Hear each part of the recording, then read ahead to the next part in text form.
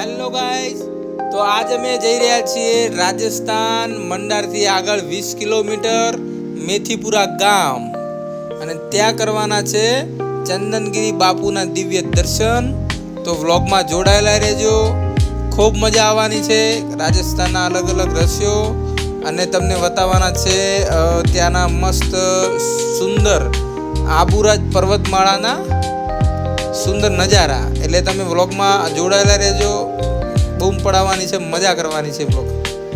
તો અહીંયાથી નીકળી ગયા છીએ અને આગળ જતા આવી સીપુ નદી, તો સીપુ ડેમમાં જાય છે આ નદીનું પાણી, અને ત્યાં આપણને બનાસ નદીમાં એનું પાણી આપણને મળે છે, બરાબર. તો અહીંયાથી હવે બહુ નજીક છે, અને અમારા સાથી મિત્ર શૈલેષભાઈ નિલેશભાઈ જોશી, ફેમસ ભીલડીના ગોટા નિલેશભાઈ જોશીના છે, અને વિહત ફાર્મ હાઉસ મુંડેઠા પક્કાલાલ મંડાર આવી ગયા છીએ મેથીપુરામાં. અને પાર્કિંગમાં ગાડી પાર્ક કરી અને અહીંયાથી ચાલુ થશે હવે ટ્રેકિંગ, જે ચાલતા 4 કિલોમીટર પહાડ ઉપર જવાનું છે, અને પહાડ ઉપર 4 કિલોમીટર ચાલી અને પછી આપણે દર્શન થવાના છે બાપુના.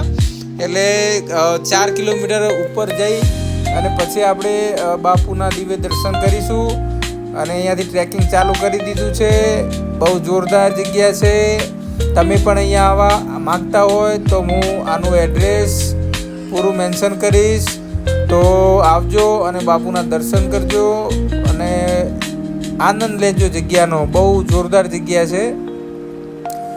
લગભગ અમે અડદમાં આવી ગયા છીએ, 50% અમે ઉપર આવી ગયા છીએ, હજી 50% બાકી છે. તો બહુ જોરદાર જગ્યા છે અને એકદમ આનંદ આવે એવો છે. ફૂલ ડે પિકનિક, એટલે કે એક આખો દિવસ અહીંયા તમારો નીકળી જાય એવી જગ્યા છે. તો તમે પણ અહીંયા આવો, અત્યારે એનું વાતાવરણ બહુ જોરદાર છે, એટલે બહુ મજા આવે એવું છે.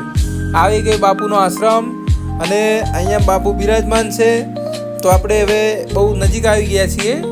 અહીંયાથી એક હવે થોડું નીચે ઉતરવાનું છે અને પાછું પછી ઉપર એમનો આશ્રમ આવી જશે.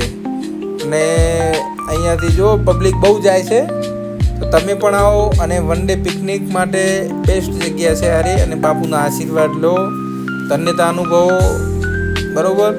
અને અહીંયા બહુ જોરદાર એક ઝરણું આવી રહ્યું છે, પહાડનું જબરજસ્ત પાણી આવી રહ્યું છે.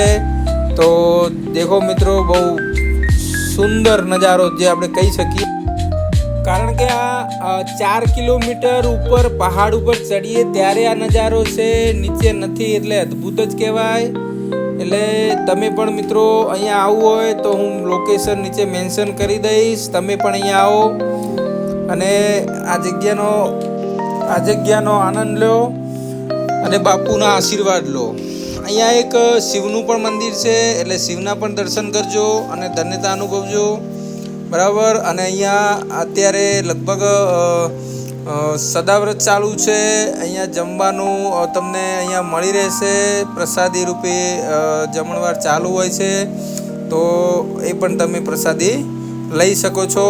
અને જે પણ કોઈ મિત્ર બાપુના આશીર્વાદ માટે સ્પેશિયલ આવતા હોય તો એ કન્ફર્મ કરીને આવવું, કારણ કે બાપુ અમુક સમય પૂરતા અમુક જગ્યાએ રહે છે, એટલા માટે કન્ફર્મ કરીને આવજો મિત્રો. તો અમે બાપુના આશીર્વાદ લઈ લીધા છે અને અમે હવે નીકળ્યા છીએ રિટર્ન. તો ખરેખર બાપુના આશીર્વાદ લઈ અને ધન્યતા અનુભવી, બહુ મજા આવી. અહીંયા તમે પણ આવજો, બહુ જોરદાર જગ્યા છે, બરાબર. અને આવી ગયા છીએ પાર્કિંગમાં.